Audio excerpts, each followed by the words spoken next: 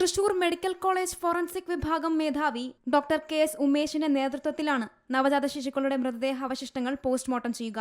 പോസ്റ്റ്മോർട്ടത്തിന് ശേഷം DNA പരിശോധനയ്ക്കായി തിരുവനന്തപുരത്തെ ലാബിലേക്ക് മൃതദേഹാവശിഷ്ടങ്ങൾ അയക്കും. തിങ്കളാഴ്ച നടത്തിയ പരിശോധനകളിലാണ് കുഞ്ഞുങ്ങളുടെ അസ്ഥികൾ ലഭിച്ചത്. വെള്ളിക്കുളങ്ങരയിലെ അനീഷയുടെ വീട്ടിലാണ് ഫോറൻസിക് സംഘം ആദ്യ പരിശോധന നടത്തിയത്. പരിശോധനയിൽ നവജാത ശിശുവിന്റെ അസ്ഥിയുടെ അവശിഷ്ടങ്ങൾ കണ്ടെത്തി. തുടർന്ന് രണ്ടാം പ്രതിയായ ഭവിന്റെ വീട്ടിലും ഫോറൻസിക് സംഘം നടത്തിയ പരിശോധനയിൽ അസ്ഥികൾ കണ്ടെത്തിയിരുന്നു. പ്രതികളായ അനീഷയെയും ഭവിനെയും 14 ദിവസത്തേക്കാണ് ഇരിങ്ങാലക്കുട കോടതി റിമാൻഡ് ചെയ്തത്.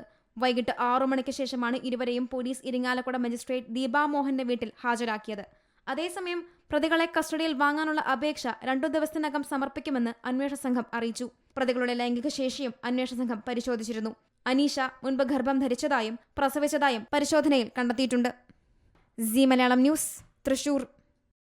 ഏറ്റവും പുതിയ വാർത്തകളും വിശേഷങ്ങളും വിരൽ തുമ്പിലറിയാൻ സി മലയാളം ന്യൂസ് എല്ലാ ഡിജിറ്റൽ പ്ലാറ്റ്ഫോമുകളിലും ലഭ്യം.